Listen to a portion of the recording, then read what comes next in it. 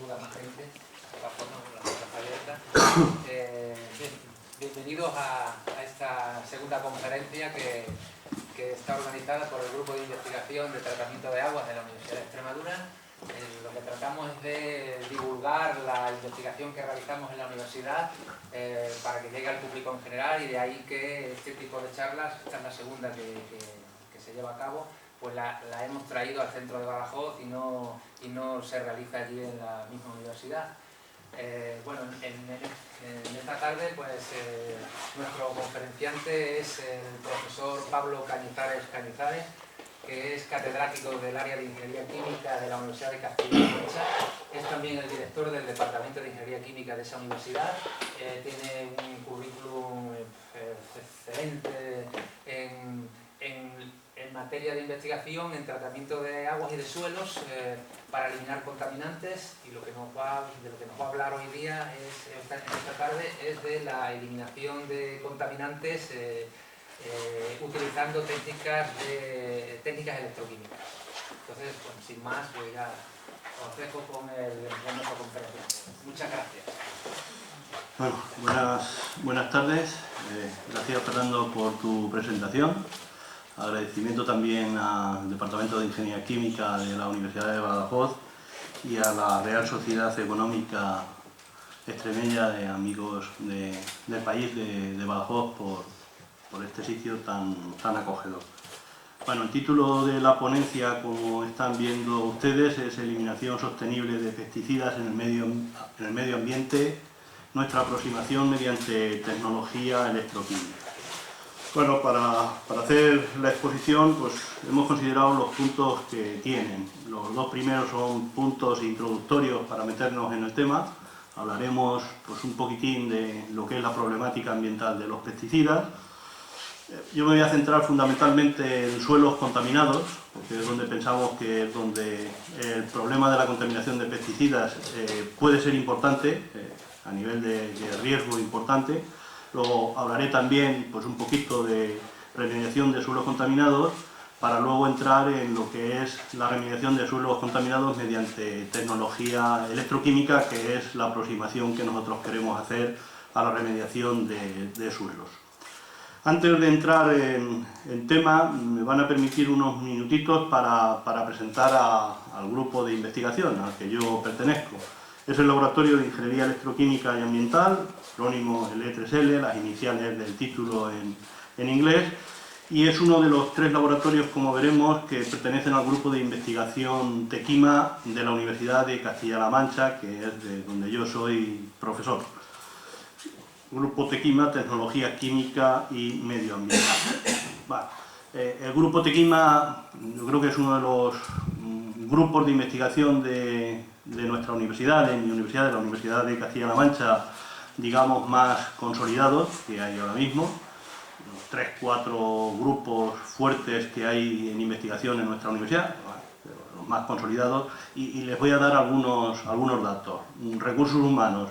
Ahora mismo somos 27 doctores en plantilla, lo cual para un grupo de investigación pues es un número muy amplio. Financiación de todo tipo, es decir, regional cuando la hay, porque normalmente no hay mucha, fondos propios de la universidad, plan nacional, proyectos europeos, pues estamos en torno a 1,2-1,3 millones de euros anual, que es una cantidad también muy importante. En las épocas buenas pues hemos llegado a pasar los 1,5 millones. Tesis doctorales, pues todos los años pues, tenemos del orden de 5 o 7 nuevos doctores en el grupo TEQUIMA, y digamos artículos en revistas indexadas pues anualmente del orden de 50-60, es decir, son unos indicadores que dan cuenta de lo que es el grupo TEQUIMA. Los profesores estamos fundamentalmente en 2 centros, en la Facultad de Ciencias y Tecnologías Químicas y en el Instituto de Tecnología Química y Ambiental. Luego tenemos algunos investigadores que están en la Escuela Minera de Almadén y algunos también en la Escuela de Caminos en Ciudad Real. Ciudad Real tienen ahí el mapa, estamos muy cerquita de vosotros, de Badajoz. 330 kilómetros, 3 horas y algo en coche, carretera nada más que regular. pero bueno, todo se andará. Esos son los 3 laboratorios que formamos parte del grupo Tequima, es decir, 26 doctores para trabajar en las mismas líneas de investigación, pues prácticamente es imposible, y aproximadamente sobre el año 1990, pues nos dividimos en 3 laboratorios, tienen autonomía en cuanto a líneas de investigación y financiación. Hay una parte que compartimos, pero casi, digamos, no más allá del 10%. El 90% restante pues, pertenece a cada uno de los laboratorios.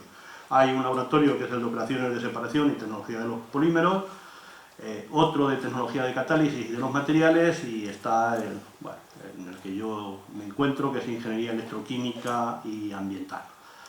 Ese laboratorio de ingeniería electroquímica y ambiental, bueno, ahí tienen los integrantes, digamos, profesorado estable, plantilla en la universidad, es decir, ahora mismo somos 3 catedráticos, 4 titulares y 3 contratados doctores, es decir, 10 doctores, que también para un grupo de investigación pues es un número importante de doctores.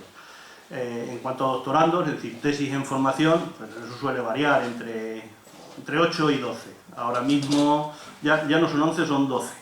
Uno se ha marchado, está terminando y se marchó a trabajar en la industria, y este año se han incorporado 2, con lo cual hay 12 doctorandos. Eso habría que añadirle los graduados que están haciendo el trabajo fin de grado y personas que están haciendo su trabajo fin de máster, más algún contratado en proyecto. Pues lo que es el laboratorio de ingeniería electroquímica y ambiental, pues tenemos unas 30-35 personas en el laboratorio. ¿A qué nos dedicamos? Pues fundamentalmente empezamos a trabajar en, como decía Fernando, en tratamiento de agua residual, y siempre buscando pues, contaminantes que por vía biológica normalmente pues uno no los puede eliminar, no los puede degradar. Industria química, industria farmacéutica, industria petroquímica, etc. Luego hemos trabajado también con temas de agua residual urbana, temas de regeneración, en temas de agua potable. Ahora tenemos un proyecto europeo para potabilización de agua en zonas aisladas de África, con varias universidades. Y hay otra parte del grupo que trabaja más en temas vivos, es decir, pues, trabajaron en lodos activos, trabajaron en digestiones anaerobias, buscando valorización de residuos, pues, industria agroalimentaria, que allí también tenemos, industria ganadera. Y más recientemente, como luego iremos comentando, pues a partir del año, a unos 10-12 años, 2005, 2006, empezamos a trabajar en suelos contaminados. Bueno, lo que hacemos, pues lo tienen ahí en el centro de la diapositiva, de la transparencia, pues, normalmente procesos físico-químicos, procesos biológicos y quizás nuestra distinción, procesos electroquímicos, siempre buscando pues, depuración de algunas corrientes, eliminación de algunos contaminantes y en algunos casos pues, valorización tanto de materia o de energía. Bueno, hecha esa pequeña introducción para saber de dónde venimos, ¿vale? Pues vamos a entrar en el primer punto, que es la problemática ambiental de los pesticidas. Y lo primero que tenemos que saber es qué es un pesticida. Pues, un pesticida plaguicida, ¿qué significa ese término? Bueno, pues es cuestión de irse al diccionario y buscarlo. Y lo que nos dice es sustancia destinada a prevenir, destruir, repeler o combatir cualquier plaga durante la producción, almacenamiento, transporte, distribución y elaboración de alimentos, productos agrícolas o alimentos para animales. Y ese término general de pesticida plaguicida, pues bueno, pues dependiendo de la especificidad para lo que se lleve a cabo, para lo que se utilice, pues bueno, pues ahí estarían insecticidas, acaricidas, herbicidas, fungicidas, etc. Bueno, el empleo de pesticidas y plaguicidas no es una cosa de hace unos años. Es decir, bueno, si nos remontamos a la historia, pues en el año 1000 antes de Cristo ya los chinos utilizaban el azufre como fungicida, ¿verdad? 1000 antes de Cristo. Se ha seguido utilizando durante muchos siglos el azufre y el arsénico. El arsénico hasta hace muy poquito que se prohibió, se ha estado utilizando también como pesticida. Y bueno, pues hasta que en los años 40 se empiezan a desarrollar los plaguicidas sintéticos después de la Segunda Guerra Mundial. Bueno, cifras de producción. Pues, los plaguicidas sintéticos, como digo, se empiezan a desarrollar a partir de la Segunda Guerra Mundial. Bueno, pues en los años 40 apenas había una producción de 140 toneladas de plaguicidas. A principios del siglo en el que estamos, en el siglo XXI, ya tenemos 6 millones de toneladas de plaguicidas sintéticos. Para el año 2020, pues se espera que haya una producción de 6,5 millones. Pues ahora no va. Ahí, ya está. Bueno, no todo es malo de los plaguicidas. Es decir, si hacemos también un poquito de historia, años 70, 80 se consideraron una revolución en la agricultura. Eran económicos y eran altamente efectivos. Sobre esa época, en el año 1975, hay un informe de la Organización Mundial para la Alimentación y Agricultura, donde nos decía que si no se hubiesen inventado los plaguicidas y no se utilizasen plaguicidas, pues las cosechas iban a reducir en torno al 30-40% y el precio de los productos agrícolas pues tendría un aumento entre el 50 y el 70%. Dicho de otra manera, si no hubiésemos inventado los plaguicidas, pues seguramente que no hubiésemos podido dar de comer a los años 70 a los 4.000 millones de habitantes que había en el planeta, y bueno, para mediados de este siglo se piensa que vamos a llegar a 9.000 millones de habitantes. Es decir, que no todo es malo, ni muchísimo menos. ¿Qué es lo que ocurre? Pues bueno, pues como ocurre con los antibióticos, uso indiscriminado pues perjudica al medio ambiente, como ahora comentaremos, y a la larga pueden resultar ineficaces. Estamos en la parte negativa de los plaguicidas. Es decir, bueno, también según informe de la OMS, de la Organización Mundial de la Salud, pues envenenan en torno a 2-3 millones de personas y causan muerte entre 20.000 y 200.000, muertes accidentales, y sobre todo en países en desarrollo. Pero esa es una tablita donde bueno, están clasificados los plaguicidas en función de su estructura. Ahí lo que se pregunta de cuántos tipos de pesticidas tenemos que estar preocupados, pero la respuesta es de todos. Es decir, pues si ven al menos uno o varios anillos aromáticos, es decir, la mayoría de los plaguicidas pues son productos químicos sintéticos, por tanto carácter peligroso, en muchos casos elevada toxicidad y más cosas. ¿Dónde es importante o dónde pensamos nosotros que es realmente importante la contaminación causada por pesticidas? Uno enseguida cuando habla de pesticidas pues está pensando en un agricultor que está tratando su cosecha con su mochila. Probablemente ahí no sea muy importante la contaminación. La contaminación fundamentalmente está desarrollada o tiene el problema en las malas prácticas. Ahí es donde está. Malas prácticas relacionadas con producción, con almacenamiento o con la manipulación. Ese es un esquema que tenemos que es bastante ilustrativo, es decir, pues bueno, imaginen una ciudad con su estación de tratamiento de agua potable que va a tomar el agua de algún lago, agua superficial o agua subterránea. Ese agua llega a las casas, luego las aguas residuales se tratan en una estación depuradora de agua residual. Si tuviésemos tratamientos avanzados, pues tendríamos una estación regeneradora de aguas depuradas, ¿verdad? Y vamos a suponer que eso es un punto, una empresa de fabricación de plaguicidas o de pesticidas, ¿vale? Ahí es donde podemos tener problemas, es decir, pues haya malas prácticas durante la producción, almacenamiento, manipulación, pues bueno, vamos a contaminar, normalmente se produce una contaminación en el suelo y si no se actúa pronto, pues ese plaguicida llegará a las aguas subterráneas, se va a dispersar, vamos a tener concentraciones muy pequeñitas y tratar esos volúmenes tan grandes a concentraciones más pequeñas, pues seguramente que eso sí que es un problema importantísimo. Luego deberíamos intentar contener la contaminación y tratarla antes de llegar a esas aguas subterráneas. Además de las fábricas donde pues estamos fabricando, donde se están produciendo esos pesticidas, plaguicidas, bueno, pues también es verdad, es decir, grandes extensiones que luego de agricultura donde se van a aplicar esos pesticidas, pues problemas de manipulación, accidentes, también puede haber problemas de contaminación de suelo que deberíamos tratar antes de que ese pesticida llegue a las aguas subterráneas y sea mucho más difícil de tratarlo y sobre todo más costoso. Podríamos pensar también que, bueno, antes hemos hablado de los envenenamientos y las muertes en países de desarrollo, ¿verdad? Es decir, que el problema de los plaguicidas no es una cosa que nos atañe a nosotros, países desarrollados. Pues no es cierto. Esa es una portada del diario El Mundo. Es el 30 de noviembre del 2016, de hace muy poquito, donde ponía de manifiesto pues, un problema de contaminación por lindano en Huesca, concretamente en Sabiñánigo. El lindano es un pesticida que está prohibido ya desde hace 25 años, me parece, en el año 91, 25-26 años, en el 91, 26 años.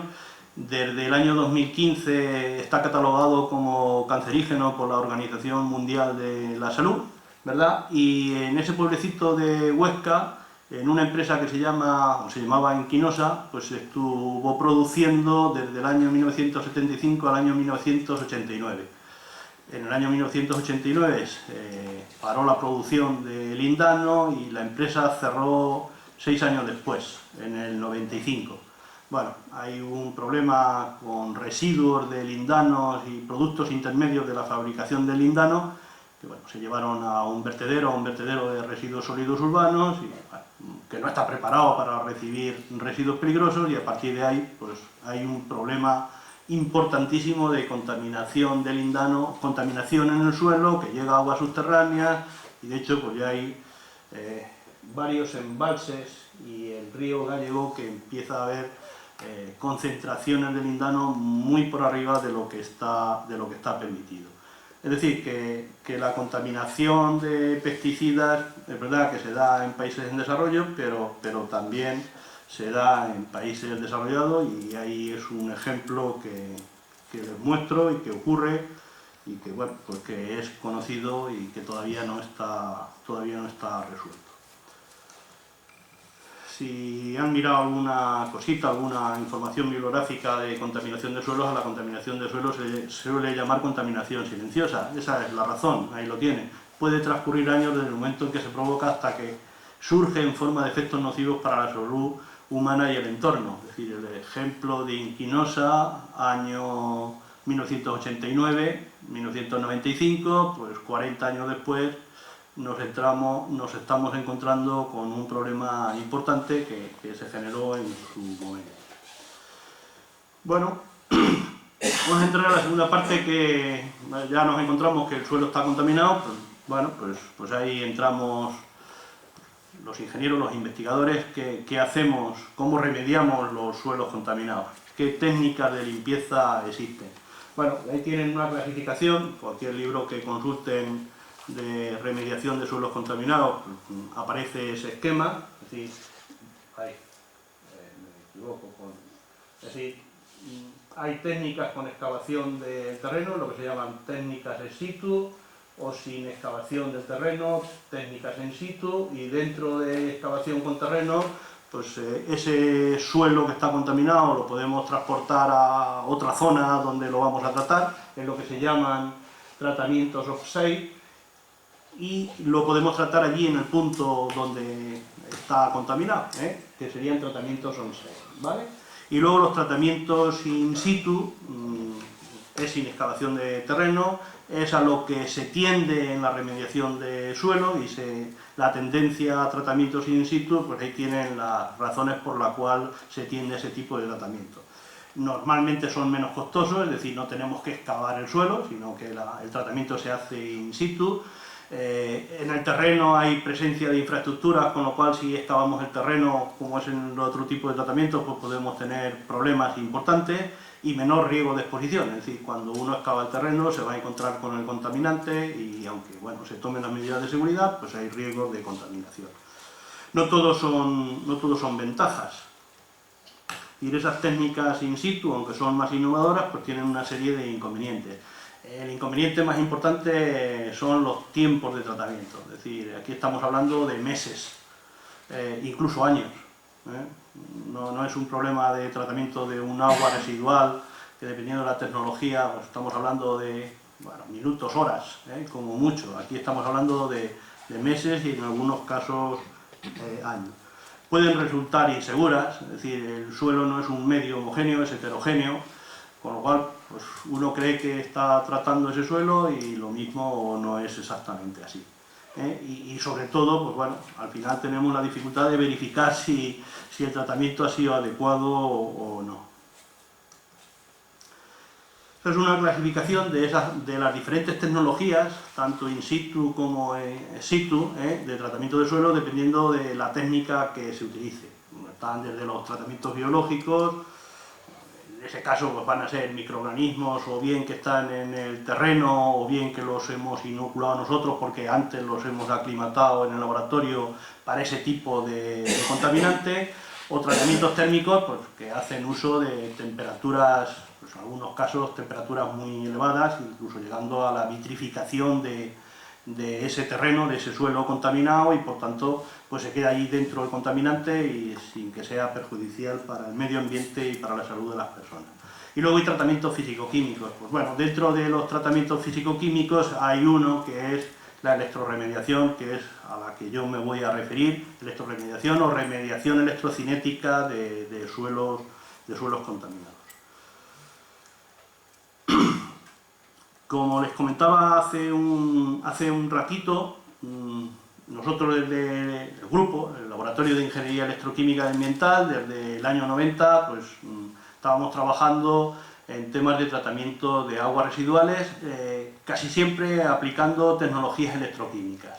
Bueno, pues hace 10-12 años, 2006 creo que fue el primer proyecto que solicitamos al Plan Nacional, bueno, pues nos preguntamos si la electroquímica podía ayudar a afrontar el desafío de la contaminación por pesticidas. Es decir, al final un problema de contaminación de suelos, como van a ver, se transforma en un problema de contaminación de aguas, es decir, hay que lavar el suelo, con lo cual el contaminante me lo voy a llevar en lavado y tengo un agua de lavado con el contaminante. Si nosotros sabíamos tratar esas aguas contaminadas, cualquier tipo de agua contaminada en general, mediante tecnología electroquímica conseguimos llevarla a CO2, ¿vale?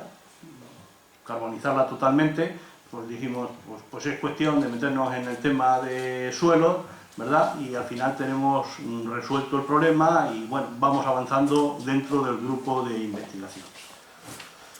Bueno, vamos a ver qué es lo que ocurre, es decir, cuáles son los fundamentos de la remediación electrocinética, es decir, imagínense que tenemos un suelo contaminado y vamos a meter una hilera de electrodos que actúan como ánodos, otra hilera de electrodos que actúan como cátodos, que los unimos por una fuente de alimentación y que le aplicamos pues, una diferencia de potencial. Una diferencia de potencial pequeñita, es decir, estamos hablando de 1, 2, 3 voltios por centímetro. Es decir, estamos hablando de voltajes pequeños. ¿Qué es lo que ocurre? Bueno, pues ocurren una serie de procesos, lo tiene en la parte inferior de la transparencia, pues ahí lo que nosotros buscamos o lo que se busca en remediación electrocinética son los procesos electrocinéticos, ¿verdad? Pero además de los procesos electrocinéticos, que ahora nos vamos a referir, pues hay también procesos físicos, hay procesos químicos y procesos electroquímicos, ¿vale? Que ahora comentaré un poquito para que podamos comprender qué es eso de la remediación electrocinética de suelos contaminados.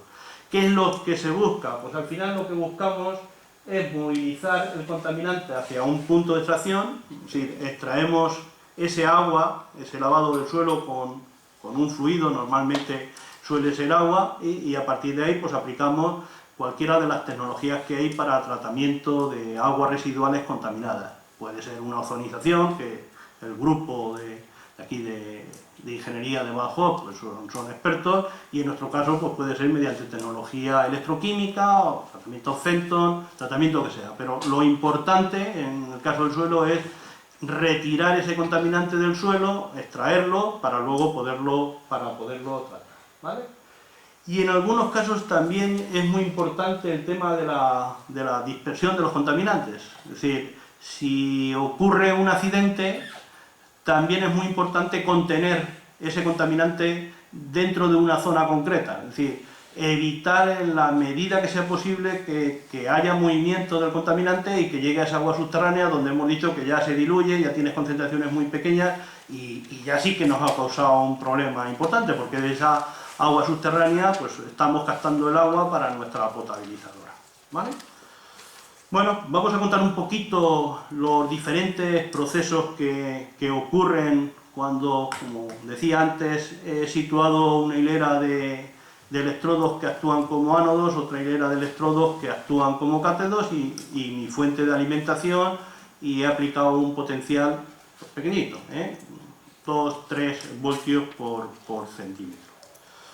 Bueno, primer proceso, procesos de naturaleza física, es decir, hay un calentamiento, es decir, el suelo no es buen conductor, sobre todo cuando se va secando, cuando vamos retirando agua, conduce peor la corriente eléctrica, hay una resistencia y por tanto pues hay un calentamiento.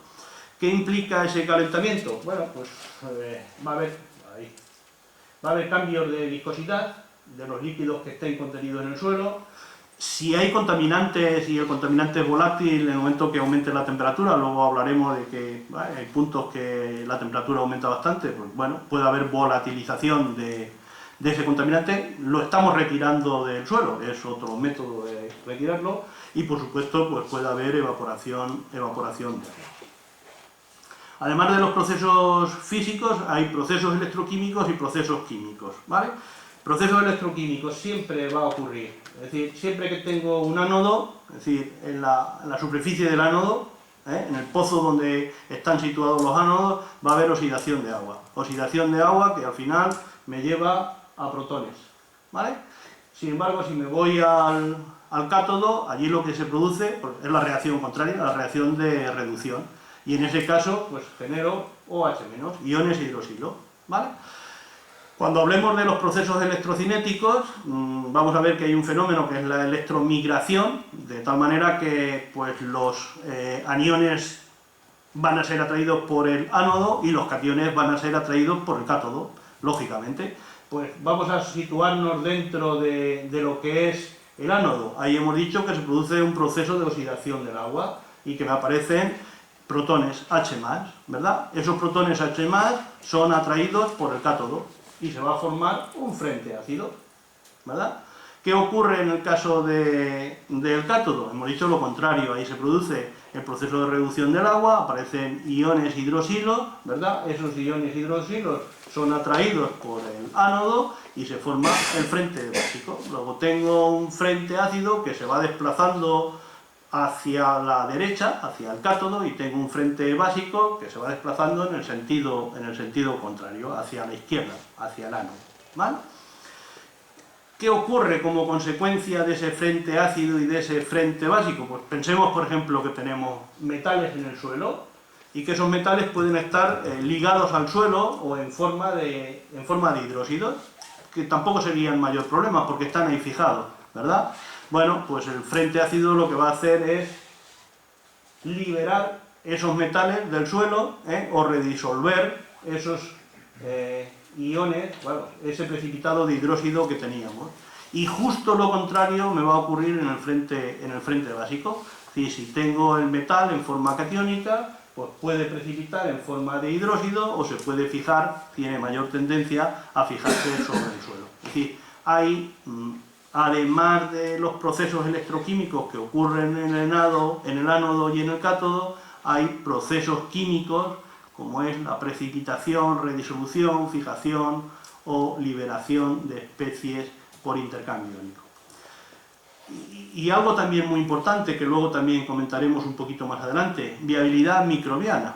Es decir, una forma de eliminar los contaminantes es directamente, lo hemos comentado, tratamientos biológicos por los propios microorganismos que se han adaptado a ese contaminante y son capaces de degradar. Claro, en el ánodo podemos tener valores del pH muy bajitos y en el cátodo tenemos valores de pH muy altos que pueden afectar a la actividad de esos microorganismos y que también pues, será un fenómeno que tendremos que controlar. Y luego están los procesos electrocinéticos que digamos que son el fundamento de ese proceso de remediación electrocinética de suelos contaminados. Si vamos de nivel más bajo a nivel más alto, es decir, bueno, a nivel molecular, ya lo comentaba antes, es el transporte de iones. Es un mecanismo que recibe el nombre de electromigración. Es decir, los cationes van hacia el cátodo, los aniones van hacia el ánodo, ¿vale? Y además muy importante y rápido, es decir, porque estamos hablando a nivel molecular, ¿vale? Si subimos un poquito más arriba, bueno, pues también podemos tener otras especies en el suelo de mayor tamaño que los iones, se moverán más lentamente, pero también se van a mover si están cargados. Es decir, pueden ser micelas, pueden ser coloides y ocurrirá exactamente igual, es decir, micelas o coloides que estén cargadas positivamente pues irán hacia el cátodo, las que estén cargadas negativamente irán hacia el ánodo, ¿vale? Ese fenómeno recibe el nombre de electroforesis. Y luego a nivel macroscópico y muy importante, importantísimo, es un fenómeno que recibe el nombre de electroósmosis y que hay transporte de agua, transporte del agua que está contenida en el suelo.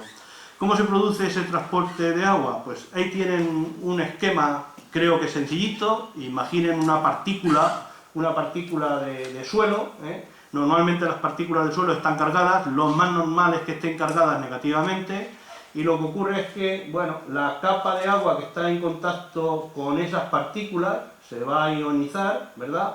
Y para neutralizar la carga externa negativa que tienen las partículas, pues tenemos que lo que se llama la doble capa o la capa de Weyl tiene carga neta positiva, ¿vale? Si tengo carga neta positiva, en el momento que yo esté entre un ánodo y un cátodo conectado a una fuente de alimentación y con un voltaje, pues ocurre exactamente igual que le ocurría a los iones cargados positivamente, es decir, arrastran, en ese movimiento se va arrastrando el agua desde el ánodo al cátodo. Luego hay un flujo electroosmótico de agua que va del ánodo al cátodo. Y que es importante, muy importante, con el cual se consigue el lavado de ese suelo. Y que si pensamos en suelos poco permeables, que es donde la remediación electrocinética es muy importante, suelos muy permeables, prácticamente es imposible con gradientes de presión lavar el suelo.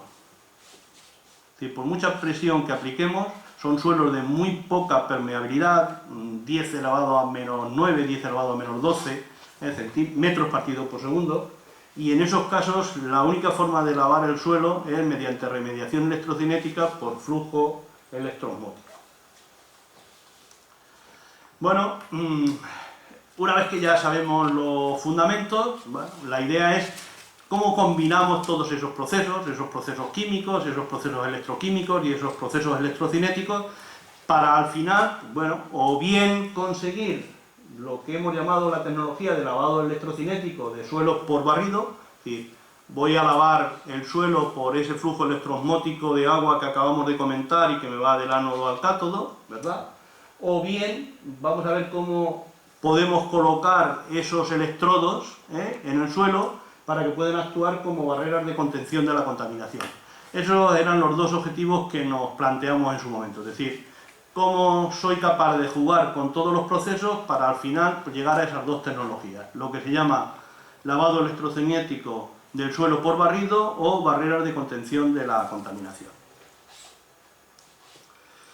Bueno, ahí tienen la definición de lo que es el proceso de lavado electrocinético. Bueno, no lo voy a leer. Al final se trata de añadir, bueno, combinación de todos esos procesos, añadiendo al suelo un líquido lavado con capacidad de arrastrar los contaminantes. Claro, arrastrar los contaminantes es muy fácil si el contaminante es polar. Claro, si el contaminante es polar, pues se va a disolver en el agua y lo puedo arrastrar. Si el contaminante no fuese polar, claro, la cosa se complica. Bueno, pues para eso estamos los investigadores, siempre uno pues busca qué tiene que hacer. Están los surfactantes, es decir, pues añado al líquido de lavado agua un surfactante de tal manera que me va a generar una micela, me va a solubilizar ese contaminante y seguramente lo arrastraré peor, pero seguramente que también puedo conseguir arrastrar el contaminante, para llevarlo a ese punto de extracción y luego ya, una vez que lo tengo allí, cualquiera de las tecnologías conocidas, tratarlo y devolver el agua ya descontaminada otra vez al suelo. ¿Vale? Bueno, En el caso de las barreras electrocinéticas el proceso es lo mismo y lo único que se añade es que queremos contener el contaminante dentro de la barrera. Es decir, el objetivo, luego comentaré que no es fácil conseguir eso, el objetivo es que no se disperse el contaminante. Es decir, quiero lavar el suelo, pero además de eliminar ese contaminante del suelo, no quiero que pase de una cierta barrera, de unos ciertos sitios donde yo voy a colocar mi barrera de electrodos.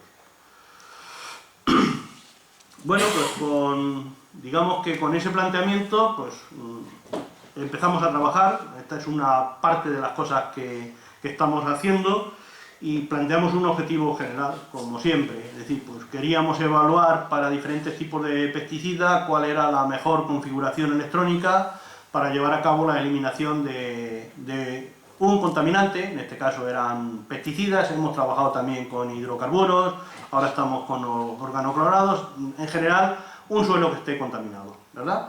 Y siempre, y ahí lo tenemos remarcado, por si se me olvida, suelos pocos permeables. Es decir, si el suelo es un suelo arenoso, la remediación electrocinética no tiene ningún sentido.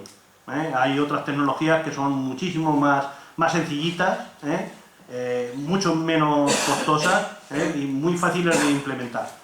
Si estamos en suelos pocos permeables, hay pocas posibilidades, fuera de la remediación electrocinética, si estamos hablando de tecnología in situ. Es decir, yo no quiero mover el terreno que está contaminado del sitio donde está. Entonces, ahí casi que nos tenemos que ir a remediación electrocinética, siempre no olvidemos para suelos pocos permeables. ¿Vale? Bueno, ahí son las preguntas que nos hacemos siempre cuando empezamos a investigar. Bueno, pues aquí lo primero que nos preguntamos, sabíamos la respuesta, es la naturaleza del pesticida, ¿va a influir o no? Bueno, ya la hemos comentado antes. Es decir, si es un lavado del suelo, pues si el pesticida es polar, seguramente que me va a funcionar mejor, y si el pesticida no es polar, pues además de añadir surfactantes, seguramente que tendré algún problemilla más. Bueno, era fácil de dar respuesta, pero luego hay que cuantificarla. La colocación de los electrodos, bueno, pues también, así a priori, pues tiene que ser, digamos, una variable importante en los resultados de eliminación o de remediación de ese suelo contaminado. Y luego el tamaño de la instalación, que, bueno, eso la mayoría de los grupos que hay en nuestro país y en Europa y casi en el mundo, suelen trabajar con instalaciones pequeñitas. Bueno, nosotros ahí tuvimos un debate y suerte porque tuvimos una financiación que luego comentaré, ¿verdad? Y pensamos que era mejor trabajar a escala bancada, incluso a escala piloto o prototipo. ¿Sí? Porque, bueno, siempre está la pregunta si el tamaño es importante o no. A veces el tamaño no es importante, pero aquí el tamaño, a lo que estamos llegando nosotros, es que es bastante importante, ¿no? Luego veremos qué hemos hecho en el cambio de escala. Es decir, la primera de las cuestiones que nos preguntábamos era la polaridad o no de los pesticidas. Bueno, pues dijimos, vamos a coger dos pesticidas tipo, uno que sea polar, el 2,4-D, el que tienen a la izquierda, ¿verdad? Es un pesticida polar que se disuelve en agua y tiene carga negativa. Y luego teníamos otro que no es polar, oxifluofen, ¿verdad? Que para solubilizarlo en agua necesitamos un surfactante y está en forma de micelas. Si aquí estamos hablando de un ion, ¿verdad? Pues de los mecanismos solubles en agua, de los mecanismos que hemos comentado antes, en el momento que yo tengo un ion cargado positiva o negativamente, pues por ese fenómeno que era la electromigración, pues hacia el ánodo o hacia el cátodo, ¿verdad? Mientras que en el caso del oxifluofen, que hemos dicho que para solubilizarlo pues hay que añadirle un surfactante, el SDS, es decir, sulfato de sodio, que es el que hemos utilizado, bueno, pues ahí son micelas, son de tamaño mayor y entra el mecanismo que hemos llamado de electroforesis, ¿vale? Bueno, la primera, digamos, de las preguntas que teníamos, la naturaleza del pesticida, eligiendo esos dos tipos, pues ya veríamos qué es lo que nos salía. La segunda de las preguntas era la disposición de los electrodos, si aquello era importante o no era importante. Entonces, bueno, hemos utilizado diferentes disposiciones. En el lavado por barrido, que era la primera de las tecnologías que teníamos, lavado por barrido, tenemos hileras de electrodos enfrentados o disposiciones circulares de electrodos. Y luego tenemos la tercera disposición, las barreras electrocinéticas, que el objetivo era, aparte de remediar el suelo, pero mantener en una zona determinada ese contaminante, es decir, dentro de la barrera, barreras de contención, ¿vale? Bueno, esas son las disposiciones que los electrodos, el primer caso que tienen a la izquierda en la parte superior, pues serían electrodos enfrentados. En el caso, las dos disposiciones que tienen en la parte inferior de la transparencia, estamos hablando de lavado por barrido utilizando electrodos circulares. En este caso hemos puesto se pone un ánodo en el centro y se rodea de cátodos, es decir, hay un ánodo y 6 cátodos. Aquí se invierte, es decir, lo que ponemos es un cátodo en el centro y 6 ánodos rodeando a ese cátodo, ¿verdad? Y en el caso de las barreras electrocinéticas, hay la única disposición, intentando contener el contaminante en esa zona que hemos barrido con los electrodos, pues se pone ánodo-cátodo, ¿verdad? Esa es la disposición, intentando que aquello funcione como barreras electrocinéticas. Bueno, vamos al primer caso, es decir, hileras de electrodos enfrentados, ¿verdad? Esa es la instalación que hemos utilizado, es decir, como decía antes, hemos ido a una instalación tipo bancada. Estamos hablando del volumen de ese reactor electroquímico, son 175 decímetros cúbicos, litros, ¿verdad? Aproximadamente de suelo hay unos 150 kilos. Bueno, colocamos nuestros cátodos, colocamos nuestros ánodos, nuestra fuente de alimentación, la instrumentación que necesitamos para tomar muestras, para añadir el líquido lavado que es agua, ¿verdad? Y bueno, ya tendríamos la instalación que utilizamos para ese tipo de tecnología. Y hileras de electrodos enfrentadas. Bueno, aquí hay todo un ritual para preparar esas maquetas, no es nada fácil. Y bueno, aquí nos encontramos con un problema sencillito, es decir, los ingenieros químicos, los químicos sabemos de la composición del suelo, pero el suelo es algo más que composición química. Hay otras cosas muy importantes que tienen mucha influencia en lo que es la remediación electrocinética de esos suelos. Aquí tuvimos la suerte de que hay un catedrático de edificación del terreno en la Escuela de Caminos con el que empezamos a trabajar. El doctor Vicente Navarro Gamir y su grupo, con lo cual nos ayudó muchísimo, es decir, nosotros de preparar, digamos, el suelo, porque al final es una preparación del suelo para que el suelo que tenemos en esos recipientes que están viendo ahí tenga propiedades muy parecidas al suelo que nos podemos encontrar, pues, en un suelo contaminado, real, no es nada fácil. Entonces, bueno, creo que con eso hemos dado un paso, o dimos un paso también importante. Toda esa preparación se hace igual y es el último punto el que cambia, es decir, dependiendo del tipo de configuración, pues los pozos se hacen de una manera o se hacen de otra manera, ¿vale? Bueno, no voy a intentar aburrir mucho con experimentos porque ahí no es el objeto de la charla, no quiero que nos perdamos, ¿eh? Entonces, bueno, esos son resultados que hemos obtenido, como digo, para hileras enfrentadas, una hilera de ánodos, una hilera de cátodos, ¿verdad? Para los dos tipos de pesticidas, uno polar, que sería el 2,4-D, ¿verdad? Y uno no polar, que sería el oxifluorfe, ¿vale? Bueno, esos 26 y 27 días son maquetas, digamos, blancos, es decir, ahí no hay remediación electrocinética, que también es importante saber lo que ocurre, y si se fijan, pues a los 26 días, el suelo no lo he dicho, que es importante, claro, si no, no se entiende, es decir, el suelo, la concentración de contaminante, de pesticida que teníamos en el suelo, valor medio son 20 miligramos por kilo de suelo, ¿vale? 20 miligramos por kilo de suelo. Y la cantidad total de pesticida que metimos en esa maqueta de 150 kilos, 3.000 miligramos, ¿vale? Bueno, fíjense que al cabo de los 26 días el 50% del pesticida se nos había volatilizado, ¿verdad? Y en la prueba de remediación electrocinética, que la terminamos a los 40 días, hemos hablado de que los procesos de remediación son lentos, bueno, pues es verdad que de ese otro 50% que quedaba, pues más del 50% éramos capaces de eliminar, es decir, que la cosa funcionaba.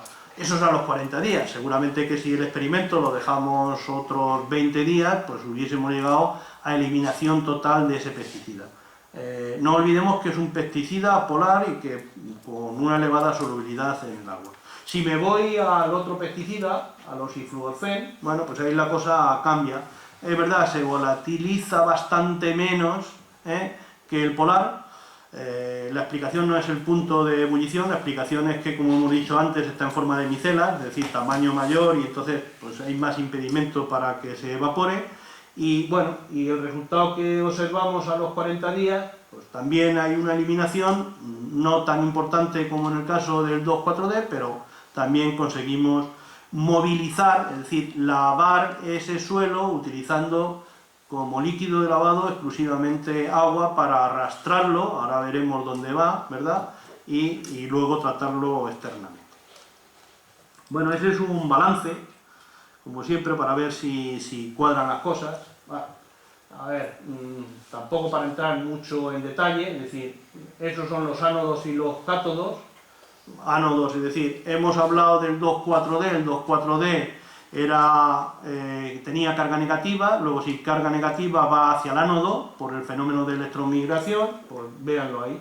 La mayor parte o una parte importante de lo que quitamos al suelo lo voy a recoger en el ánodo. En el caso del oxifluorfen, que era una micela cargada positivamente, pues prácticamente no tengo nada en el ánodo, porque por fenómenos de electromigración no se me va a ir hacia el ánodo, y sí que lo tengo en el cátodo, ¿verdad? También en el caso del 2,4-D tengo en el cátodo, aunque está cargado negativamente. ¿Cuál es la razón? Porque hay también un flujo electroosmótico, es decir, hay un desplazamiento del agua que va del ánodo al cátodo. Recordar que las cargas del terreno, las partículas del terreno estaban cargadas negativamente y la doble capa de agua estaba cargada positivamente. Luego hay el flujo electroosmótico, va del ánodo hacia el cátodo. Luego me encuentro que voy a eliminar 2,4-D, fundamentalmente por electromigración y también por flujo electroosmótico, mientras que en el caso del oxifluorfen fundamentalmente lo elimino por flujo de electroforesis, ¿verdad? Bueno, también hay una parte que cae por gravedad, es decir, esa sería la parte de contaminante que no hemos eliminado bien y que nos podría llegar a las aguas subterráneas, es decir, gravedad entendemos por gravedad en la maqueta, por gravedad cae al fondo de la maqueta, luego ese seguiría hacia abajo, ¿verdad? Es un problema. La parte que se volatiliza y la parte que queda en el suelo después del tratamiento que hemos hecho, que ya digo, si continuamos más tiempo, pues seguramente que hubiésemos reducido. Y se observa que hay unas diferencias importantes entre el contaminante pesticida polar y el no polar. Bueno, esa es una... Bueno, voy rapidito, es decir, una representación de lo que ocurre. Es decir, el 2,4-D se me va hacia el ánodo, el oxifluorfen por mecanismo de electroforesis se me va hacia el cátodo. En principio podemos decir que la cosa funciona. Vamos a disposiciones circular de electrodos. Es decir, lo que teníamos antes eran hileras enfrentadas, ánodos y cátodos, ahora voy a la disposición circular. Voy a poner un ánodo en el centro, pongo un ánodo en el centro, ¿verdad? Y 6 cátodos, o un cátodo en el centro y 6 ánodos.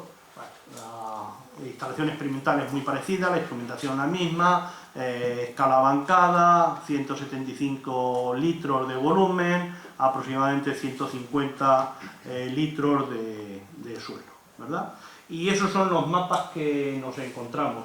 De referencia es... Aquí los experimentos creo que eran de entre 30 y 40 días, no recuerdo exactamente el tiempo, pero tiempos largos, ¿verdad? 30 a 40 días, esa es la referencia, me vuelve a ocurrir otra vez, o nos vuelve a ocurrir lo que nos ocurría antes, es decir, hay una parte importante del 2,4-D que se me va, que se volatiliza, ¿verdad? Cuando tengo el ánodo en el centro y 6 cátodos rodeando, aquello es poco efectivo, es decir, incluso tengo en el suelo más, se me ha volatilizado menos, ¿verdad?, que en el experimento de referencia. Sin embargo, cuando tengo un cátodo y 6 ánodos, la verdad es que consigo eliminar prácticamente en esos 30-40 días, consigo eliminar prácticamente todo el pesticida. Es decir, era el flujo de electromigración que iba hacia el ánodo, ¿verdad? Como tengo mucha superficie anódica, tengo un cátodo y tengo 6 ánodos, por eso me funciona también. En el caso del oxifluoroflen, es decir, el pesticida que no es polar, bueno, las cosas no me funcionan tan bien, pero sí que hay movimiento. Es decir, ese es el experimento de referencia.